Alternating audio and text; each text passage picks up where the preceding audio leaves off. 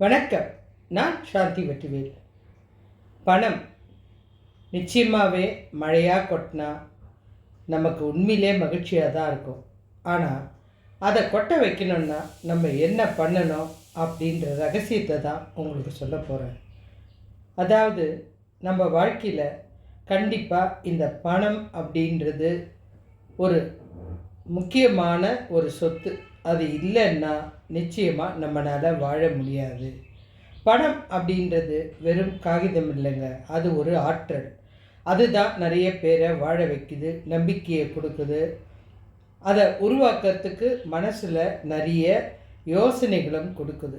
அந்த ஆற்றல் சிலருடைய வீட்டில் மாத்திரம் தங்கிறது இல்லை, சிலருடைய வீட்டில் அது பெருகிட்டே இருக்குது. இதுதான் முக்கியமான விஷயம். நமக்கே யோசிப்போம், அவங்க எதையும் பண்ணுற மாதிரி தெரியல, அவங்க வீட்டில் மாத்திரம் எப்படி தான் பணம் வருதோ தெரில, பணத்துக்கு குறைவே இல்லாமல் இருக்குது. நம்மெல்லாம் தினம் சாமி கும்பிட்றோம், நம்மக்கிட்ட ஏன் இந்த பணம் இல்லை? இதை பெருக்கிறதுக்கு என்ன பண்ணணும்? இதற்கு பின்னால் இருக்கிற 10 ஆன்மீக உளவியல் ரகசியம்தான் இந்த வீடியோவில் நம்ம விரிவாக பார்க்க போகிறோம். இது அத்தனை சக்தி மிகுந்த ரகசியம். இதில் 7வது ரகசியம் பலரும் கவனிக்க தவறின ஒன்று. அந்த 10 ரகசியத்தை தான் உங்களுக்கு சொல்ல போகிறேன். முதல்ல சுக்கிர ஓர ரகசியம். வாரத்தில் வெள்ளிக்கிழமை சுக்கிர ஓரை நேரத்தில், அதாவது காலையிலேருந்து 6லேருந்து 7, அப்படி இல்லைன்னா மத்தியானம் 1லேருந்து 2, இந்த பண பரிமாற்றம் செய்கிறது, இல்லை சேமிப்பை தொடங்குறது, நல்ல விஷயத்தை செய்கிறது, இதெல்லாம் நிறைய நல்லதை தரும். நீங்கள் யாருக்காவது கொடுக்கணுன்னா கூட இந்த நேரத்தை தேர்ந்தெடுங்க. உங்களுக்கு பணத்தை சேர்த்து வைக்கக்கூடிய அல்லது நகை வாங்க வைக்கக்கூடிய நேரத்தையும் இதையா நீங்கள் தேர்ந்தெடுங்க. இதுக்கு காரணமும் நானே சொல்கிறேன். சுக்கிரன் செல்வத்தின் அதிபதி. அந்த அதிர்வலைகள் இருக்கிற நேரத்தில் நீங்கள் செய்கிற காரியம், அதாவது இந்த பணம் சேர்க்கிறதோ அல்லது ஒரு நல்ல விஷயத்துக்கு கொடுக்கறதோ பல மடங்கு பெருகும். இந்த பணத்தை பராமரிக்கிற விஷயம் ரொம்ப முக்கியமானது. இந்த பணத்தை எப்படி பராமரிக்கணும் அப்படின்ற விஷயத்தை நான் சொல்ல போகிறேன். நிறைய பேருக்கு தெரியாத விஷயங்க. பணப்பையில், அதாவது நீங்கள் எப்போ உபயோகிக்கிற ஒரு பர்ஸ் இருக்கும், அதில் தேவையில்லாத நகை கடன் சீட்டுக்கள், கடன் சீட்டு இதெல்லாம் வைக்கக்கூடாது. ரூபாய் தாள்களை மடித்து கசக்கி வைப்பாங்க, அதை பண்ணக்கூடாது. வரிசையாக அடுக்கி வச்சுருக்கணும். காரணம், நீங்கள் பணத்தை மதிக்கிற விதம்தான். உங்களுக்கு ஒரு பொருள் மேலே ஆசை வந்துச்சுன்னு வைங்க. இப்போ நகை மேலேயே ஆசைன்னா அந்த நகையை எவ்வளோ பத்திரமா பாக்ஸில் போட்டு வைக்கிறீங்க. ஒரு புடவை உங்களுக்கு பிடிக்கும்னா அதை எப்படி அழகாக அயன் பண்ணி மடிப்பு கலையாமல் வைக்கிறீங்க. அதுதான் அது மாதிரி இந்த பணத்தை வரிசையாக அழகாக அடக்கணும்.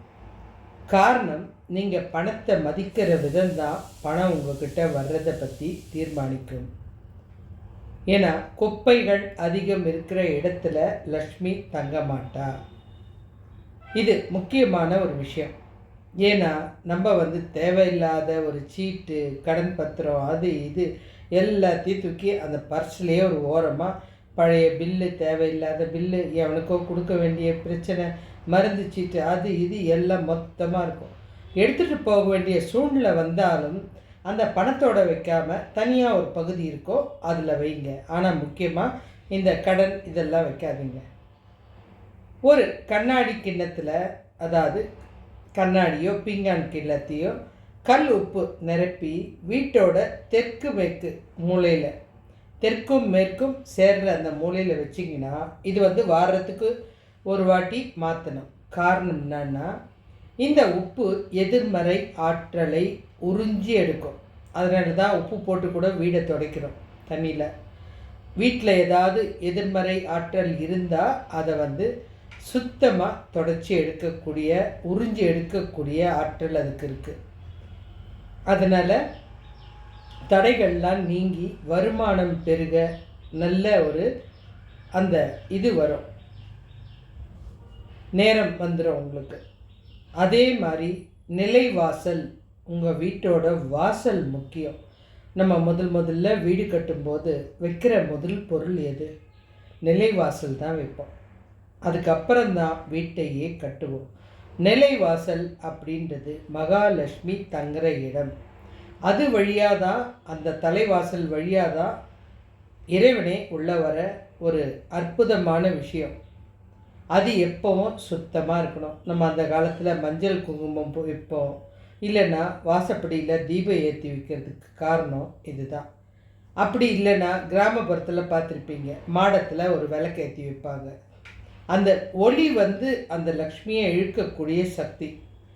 இதனால் அந்த இதெல்லாம் ரொம்ப முக்கியம். காரணம், மகாலட்சுமி வீட்டுக்குள்ளே நுழையிற இடம் நிலைவாசல். அதனால தான் வாசப்படியில் உட்காரக்கூடாது. ஏன்னா மாலை நேரத்தில் லக்ஷ்மி உள்ளே வர மாட்டாங்க, யாரோ இருக்காங்கன்னு போயிடுவாங்க. இந்த இடம் பிரகாசமாக இருந்தால் செல்வம் தங்கு தடை இல்லாமல் வரும். முக்கியமாக சாயங்காலத்தில் விளக்கு போடுறதுக்கு காரணமே இருட்டாக இருந்தால் இந்த இடம் நமக்கு தகுதியானது கிடையாது அப்படின்னு போயிட்டே இருந்துருவாங்க. இந்த தானத்தோட ரகசியத்தை பற்றி உங்களுக்கு சொல்ல போகிறேன். உங்கள் வருமானத்தில் ஒரு சின்ன பகுதி, உதாரணமாக 1% அப்படி இல்லைன்னா 5% இல்லாத ஒருத்தருக்கு நீங்கள் கொடுத்தீங்கன்னா அது உங்களுக்கு நிறைய ஒரு சக்தியை கொடுக்கும். அதாவது ஆதரவு இல்லாதவர்களுக்கு நீங்கள் கொடுக்குற அந்த 5%மோ 1%மோ கொடுத்தா உங்களுக்கு பிரபஞ்சத்தோட விதி அப்படின்றது படி நீங்கள் கொடுக்கும்போது உங்களுடைய பாத்திரம் காலியாகிறதுனால அது அந்த பிரபஞ்சம் நிரப்பும். நீங்கள் 1% கொடுத்தா கூட இவங்கக்கிட்ட இன்னும் இருந்தால் நிறைய பேருக்கு கொடுப்பாங்க அப்படின்ற எண்ணம் வரும்.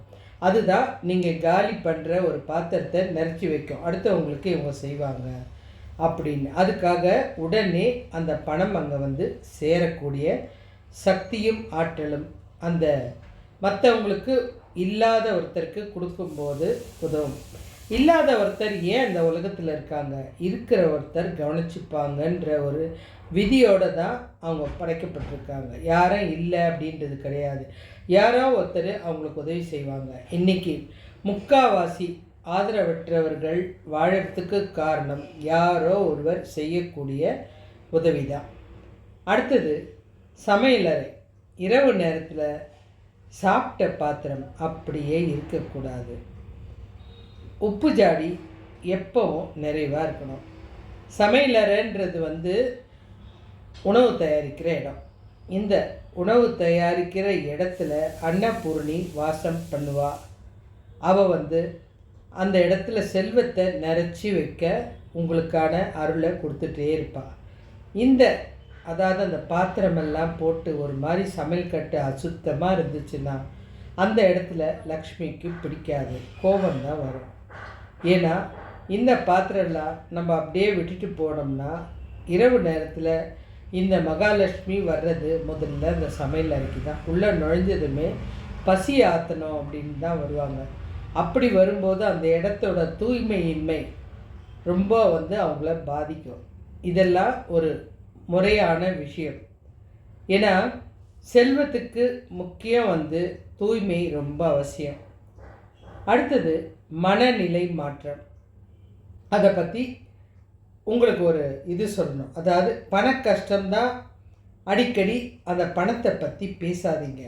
இருக்கிற பணத்தை இல்லைன்னு சொல்லாதீங்க. எனக்கு பண கஷ்டம், எனக்கு என்ன பண்ணுறதுனே தெரில, பண தேவையாக இருக்குது, என் பணம் வந்துச்சுன்னா இந்த பிரச்சனை முடிஞ்சிடும், இது அது அப்படின்னு அந்த பணத்தை வச்சே பேசாதீங்க.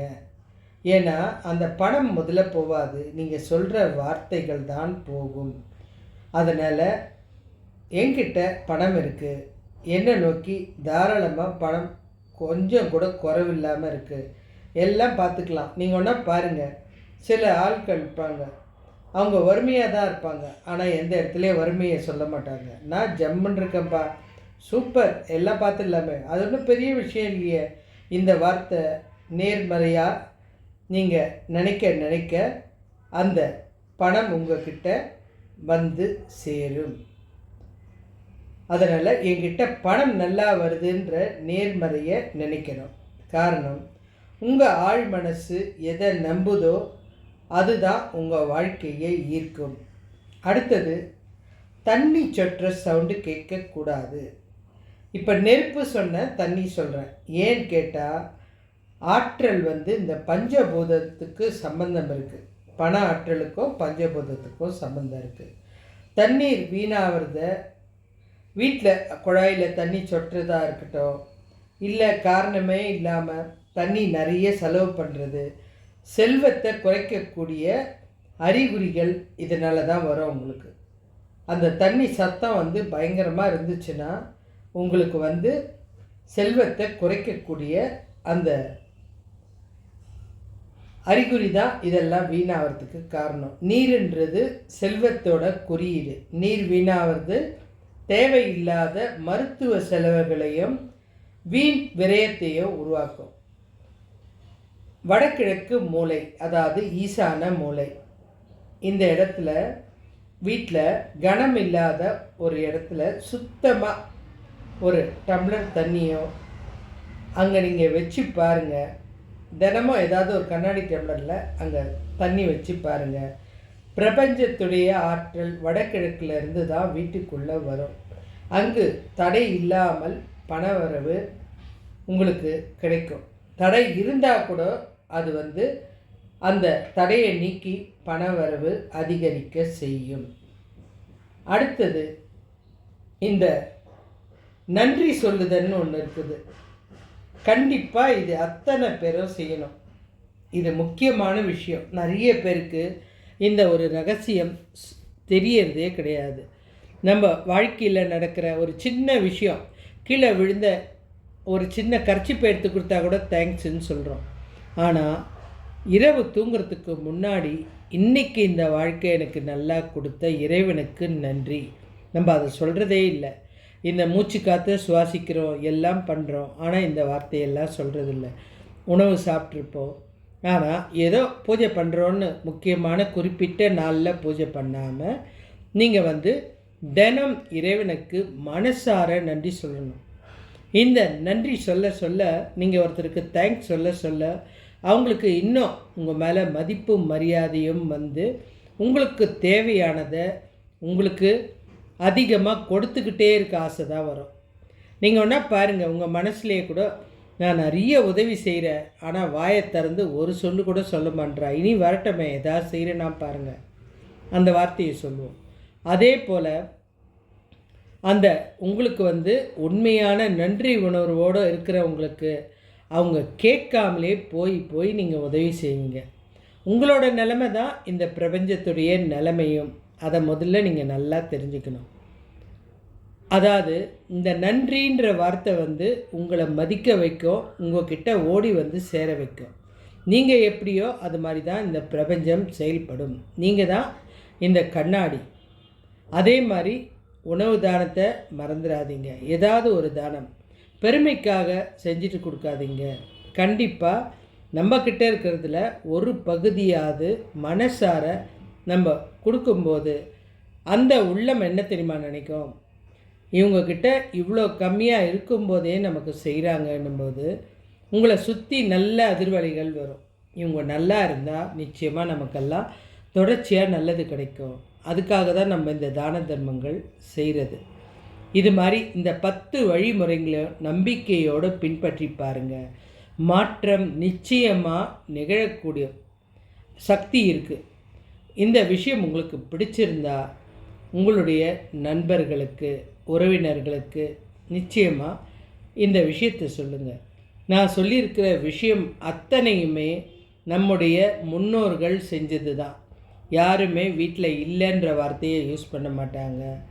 கொடுக்கும்போது விடிகாலையில் தான் கொடுப்பாங்க. கொடுக்க வேண்டிய விஷயம்லாம் அந்த மாதிரி குறிப்பிட்ட நேரம் தான், கட்டுற நேரத்தில் கொடுக்க மாட்டாங்க. இப்படியெல்லாம் நம்ம செய்கிறதெல்லாம் பார்த்திங்கன்னா சுக்கிர ஓரையில் முக்கியமாக செய்கிறத பயன்படுத்திக்கோங்க. அதுக்குண்டான நேரமும் சொல்லியிருக்கேன். உங்கள் வாழ்க்கை நிச்சயமாக தங்கு தடை இல்லாமல் பணம் கொட்டுன்னு கொட்டும். உங்களுக்கு என்னுடைய தகவல் பிடிச்சிருந்தா என் சேனலை ஷேர் பண்ணுங்கள், சப்ஸ்கிரைப் பண்ணுங்கள். நன்றி.